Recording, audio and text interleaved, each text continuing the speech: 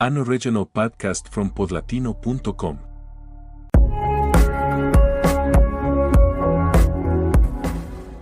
There are places on this planet where light never reaches, where water pressure is so extreme it crushes any structure human beings have managed to build, where temperatures drop to just above freezing and stay there, never quite crossing that threshold.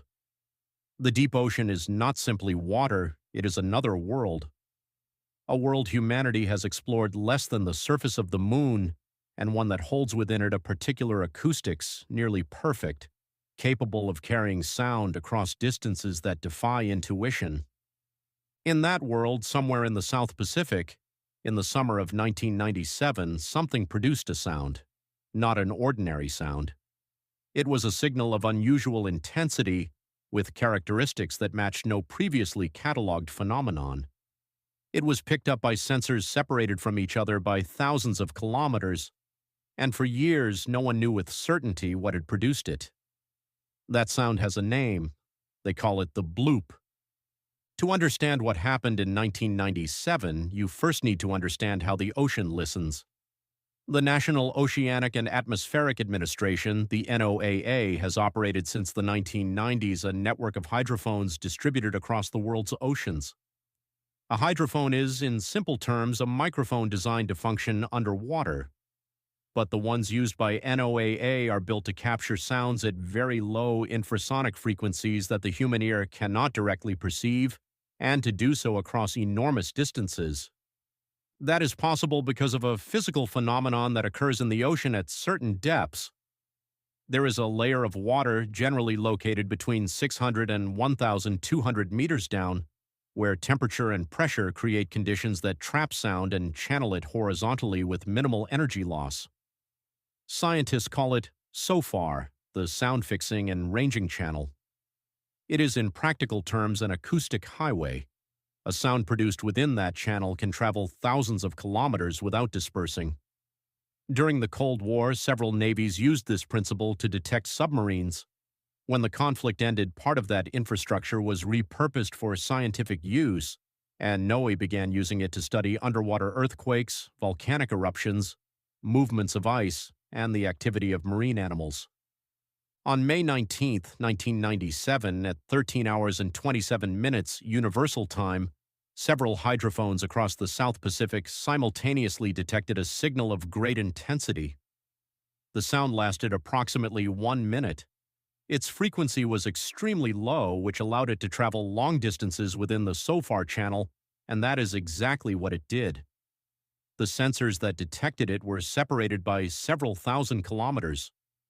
Triangulation placed the origin somewhere in the South Pacific, near 50 degrees south latitude and 100 degrees west longitude, international waters far from any inhabited coast.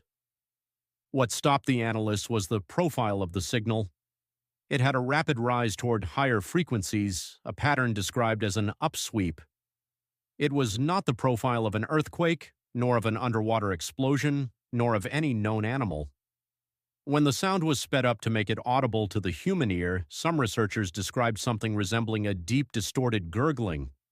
That is where the informal name came from, the one that eventually made its way into the scientific vocabulary of the field. What drew the most attention was the intensity. The bloop was powerful enough to be detected by multiple stations separated by thousands of kilometers. To accomplish that, even within the SOFAR channel, its source had to be extraordinarily powerful. Estimates suggested it clearly exceeded any recorded call from marine animals, including blue whales, the largest animals known to science and among the most powerful biological sound producers on the planet. That opened the first major question. If no known animal could produce a sound of that intensity, what had produced it? In the years that followed, researchers considered several hypotheses grounded in documented natural phenomena. Submarine seismic activity was the first to be evaluated. The floor of the South Pacific is not geologically stable, and an earthquake or a rupture in the seabed can produce acoustic signals that travel through the SOFAR channel. However, the profile of the bloop did not match the typical patterns of seismic activity. Submarine volcanic processes were also considered, with the same result: insufficient correlation. The hypothesis that gained the most support over time involved ice. The South Pacific is adjacent to Antarctica, a region where enormous masses of glacial ice fracture continuously. When a glacier breaks apart or an iceberg collapses, the process generates acoustic signals that can be extraordinarily intense, with frequency profiles that vary depending on the nature of the movement. NOAA researchers found a significant correspondence between the profile of the bloop and the type of signals generated by sea ice activity. The technical argument is precise. When a large mass of ice fractures abruptly, it first produces the lowest frequencies, and then, as the fracture propagates, the frequencies rise. That ascending sweep is exactly the profile that defines the bloop. The duration of approximately 1 minute is also consistent with that type of event.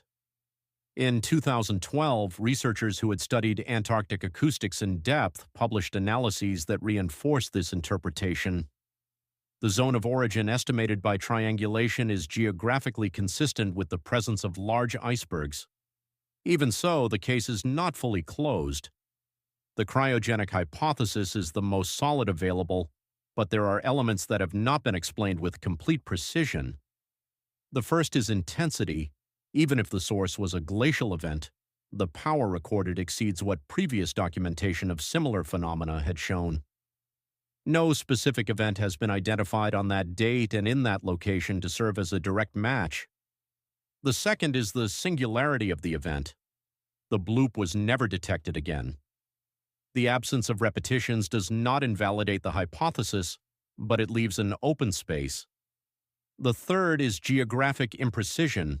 Triangulation narrows down a zone, not an exact point, and no expedition was ever mounted to the region to verify direct evidence.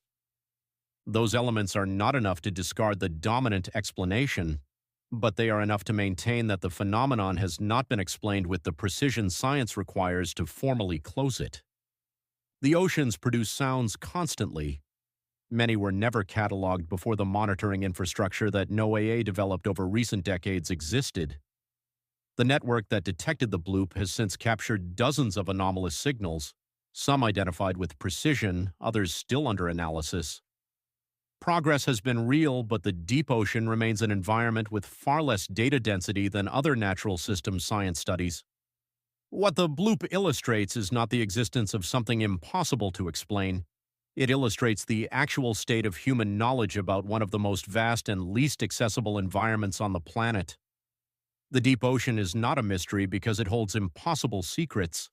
It is a mystery because the tools have not yet been built, the data has not yet been gathered, and the resources have not yet been directed toward understanding it with the depth it deserves. In 1997, something produced a sound in the depths of the South Pacific. It reached sensors distributed thousands of kilometers away. It lasted approximately 1 minute, and then it never came back. Science has a probable answer. It does not have a definitive one. That, for now, is all there is.